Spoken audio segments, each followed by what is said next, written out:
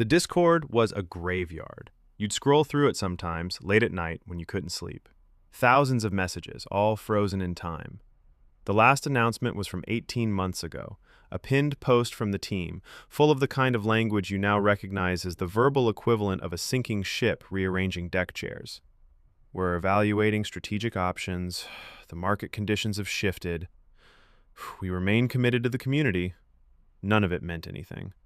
The floor price of the collection, 8,888 cartoon owls with algorithmically generated accessories, stupid little hats, laser eyes, the whole thing, had gone from 2.3 ETH to 0.04 ETH in the space of about 3 weeks. People were furious.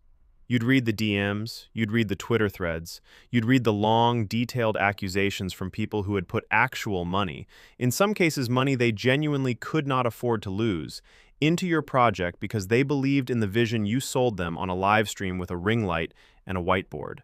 And then you disappeared. Not completely.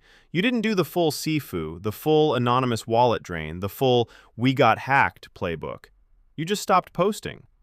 The Discord stayed open because shutting it down felt like an admission of something you weren't ready to admit. The Twitter account went quiet. The website stayed up, a ghost of a roadmap with dates that had all passed, milestones that had never been reached, a Phase 3 that was supposed to be a play-to-earn game and was now just a JPEG of a grayed-out button. You stopped checking the price. You stopped reading the threads. You uninstalled Discord from your phone. You told your girlfriend, your parents, your 3 friends who knew about the project, that it was on pause. You didn't believe that. But it was easier than saying, I failed 4,200 people and I don't know what to do next. Here's what you actually did for 18 months. You got a job.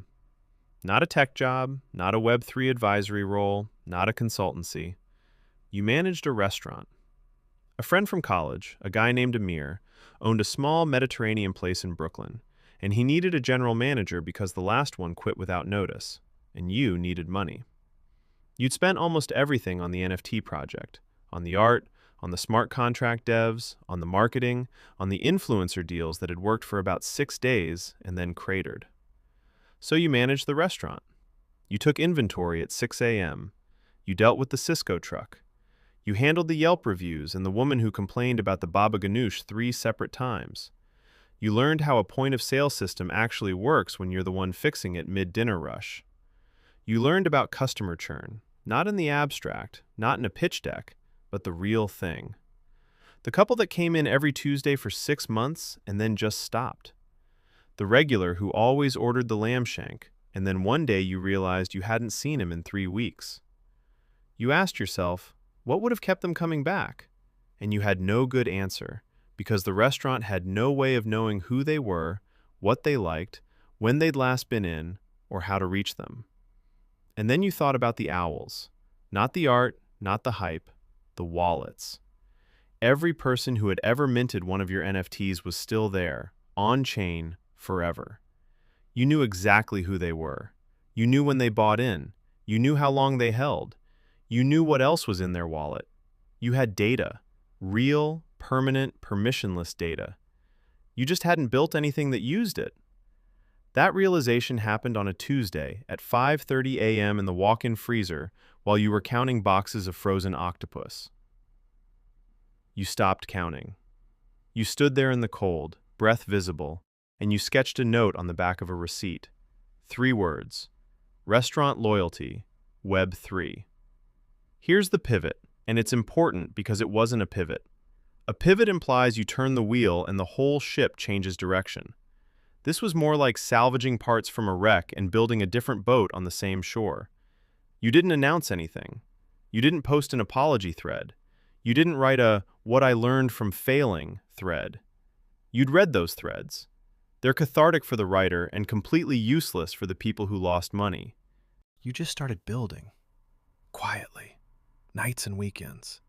The restaurant paid the bills. The work happened between 10 p.m. and 2 a.m. at a desk in your living room that was technically a dining table. You taught yourself solidity, properly this time, not the surface-level stuff you'd relied on the first time around. You built a smart contract that let any restaurant issue a loyalty token to their customers, stored on-chain, no gas fees for the customer because you used a layer 2. The token tracked visits. It tracked spend.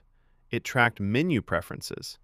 But the critical thing, the thing that made it different from every other loyalty platform that already existed and was already boring, was that the token belonged to the customer, not to the restaurant, not to the platform. The customer could take it with them. It was portable. If you earned loyalty at Amir's Mediterranean place and then moved to a different city, you could prove you were a loyal customer.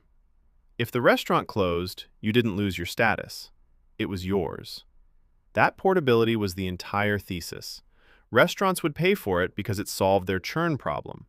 Customers would want it because it wasn't another points program locked inside a single app. You called it Dine3. Not a great name. You knew it wasn't a great name, but you were trying to ship, not brand. The first pilot was Amir's restaurant. Not because he believed in the vision, because he was your friend and he owed you for covering a shift when his kid was sick. You installed a simple NFC scanner at the host stand. Customers tapped their phone on the way in. The smart contract minted them a tiny loyalty token that recorded the visit. After 5 visits, they got a free appetizer. After 20, a free dinner. The tokens stacked up in their wallets, invisible and weightless. Amir hated it for the first month.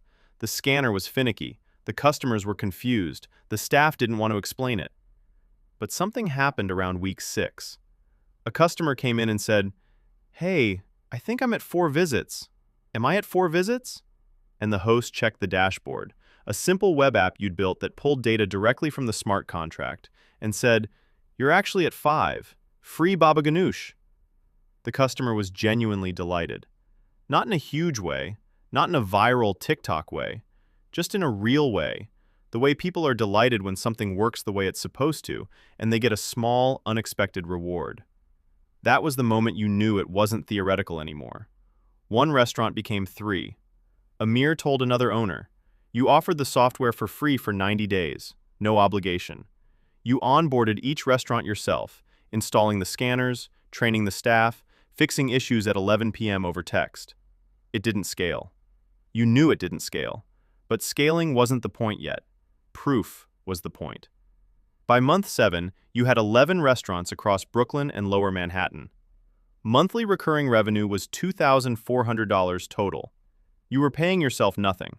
But the data was starting to tell a story. Restaurants using Dine3 saw a measurable uptick in repeat visits within the first 6 weeks. Not huge, 8, 9, 12%, but measurable. You documented everything. You built case studies with real numbers and real quotes from real restaurant owners who didn't care about Web3, but desperately cared about their regulars. You took those case studies to a small restaurant group in Williamsburg that operated 8 locations. Not a chain, just a group. The owner, a woman in her 50s named Rosa, sat through your entire pitch in a booth at one of her own restaurants. At the end, she said, "I don't understand the blockchain part. I don't need to. What I need is to stop losing customers to the place across the street. Can you do that?" You said yes. You signed 8 locations. Monthly revenue jumped to $8,600. Then you did something no one expected, least of all you. You reopened the Discord, the old one, the graveyard, the same server with the same furious messages and the same pinned announcement from 18 months ago. You didn't delete anything. You didn't hide the history. You posted a single message. "I built something. It's not a comeback for the owls, it's a different thing. If you want to see it, here's a link. If you don't, I understand." The reaction was, predictably, chaos. About 40% of the people who responded were still angry.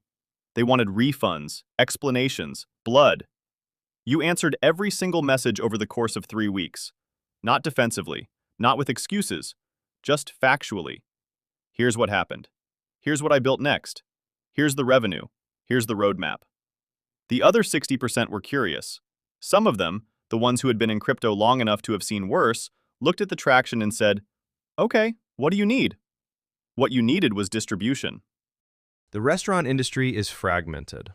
Getting into 1 restaurant is a handshake. Getting into 1,000 is a sales problem. But your old NFT holders, the ones who had held on through the entire collapse, were spread across 30 countries. Some of them knew restaurant owners. Some of them were restaurant owners. You offered them a deal.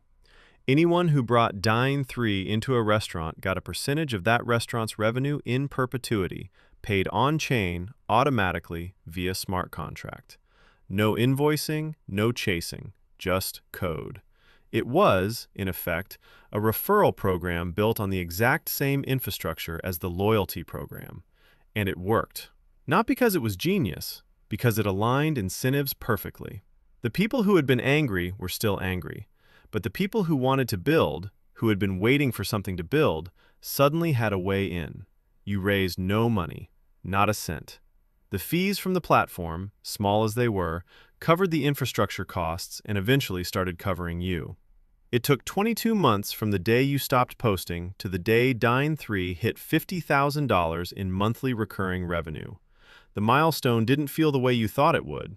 You were in the restaurant at 6 a.m., counting yogurt containers, and your phone buzzed with the dashboard notification. You looked at it. You put the phone back in your pocket. You finished the inventory count. That was the difference. The first time around, the owls, the mint, the floor price, every number felt like a heart rate monitor. Every dip was a crisis. Every spike was a victory. This time, the numbers were just numbers. They went up, they went down. The business worked or it didn't. You had stopped needing it to prove something about yourself. That's the part that took 18 months of silence to learn, and you couldn't have learned it any other way. Year 3. The restaurant group in Williamsburg expanded to 14 locations and brought you with them. A small regional chain in New Jersey signed on. A food hall in downtown Manhattan installed Dine3 across all 11 of its vendors. The platform was processing 140,000 visits a month. The data was no longer just a proof of concept, it was the product. Restaurants could see in real time which customers were at risk of churning, which menu items drove repeat visits, which days of the week had the highest loyalty conversion. You built a dashboard that looked like something a real SaaS company would build, because by this point, that's what you were. The old NFT collection, the owls, still existed. The floor price was still nothing.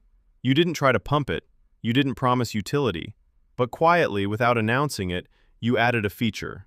Any wallet that held an original owl got a lifetime discount on Dine3's platform fees.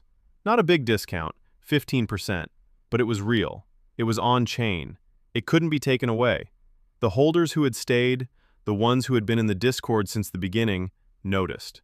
A few of them posted about it. Not huge threads, just small acknowledgments. He actually built something. That was the whole victory. That single sentence, from a random holder who had been in the server for 3 years, meant more than the revenue. Then the revenue started to mean something too. Year 4. $140,000 monthly recurring. 340 restaurants across 8 states. You hired a team.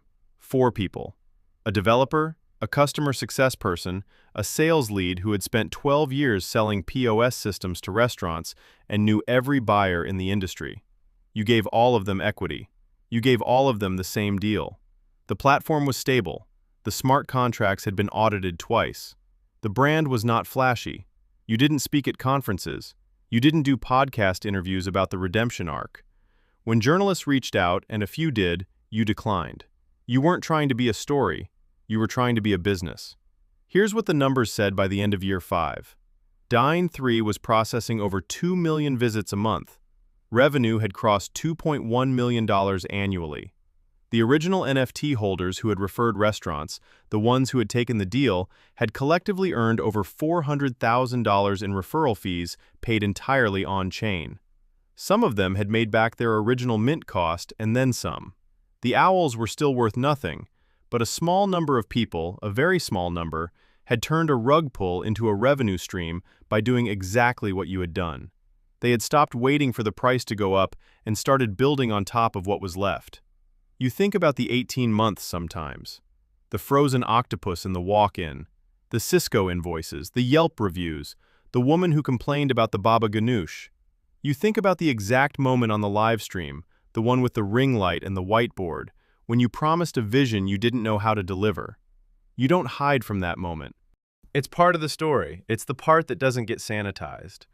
But the thing you think about most, the thing you return to, is the Discord message you never sent. The long, emotional apology thread you drafted at 3 a.m. one night and then deleted without posting. You realized, sitting there in the dark, that an apology is a request for forgiveness, and forgiveness is something you have to earn, not ask for. So you didn't ask. You built. The restaurant industry doesn't care about NFTs. It cares about butts in seats. It cares about the Tuesday couple who stopped coming. It cares about the regular who orders the lamb shank. And if you can solve that problem, if you can actually, measurably, repeatably solve it, nobody cares where you came from. The past doesn't disappear, but it stops being the only thing people see. There's a restaurant in Brooklyn, a small Mediterranean place, that has a photo on the wall near the host stand. It's a photo of the team, including you, from the day they hit 1,000 loyalty tokens minted. You're in the back, slightly out of focus, holding a clipboard. You look tired. You look like someone who has been counting yogurt containers since 6 a.m. You look like someone who learned how to build a real business by running one that wasn't. The owls are still out there, 8,888 of them, sitting in wallets all over the world. Some of their owners are still angry. Most have moved on. But a few, a small, quiet few, open the Dine3 dashboard and see a monthly payment arriving in their wallet, automatically, because they believed in something enough to stick around and help rebuild it. That's not a comeback story. That's not a redemption arc. That's just what happens when you stop trying to be right and start trying to be useful. The barista doesn't know any of this. The restaurant owners don't know, not most of them. Your new team knows the broad strokes, but not the details. They don't need to. The product works, the numbers work, the past is in the Discord, preserved, undeleted, a record of something that happened and something that changed. You still manage the restaurant sometimes, not because you need to, because it's useful to stay close to the problem you're solving. The walk-in freezer is still cold at 5:30 a.m. The octopus still needs counting. The customers still come and go.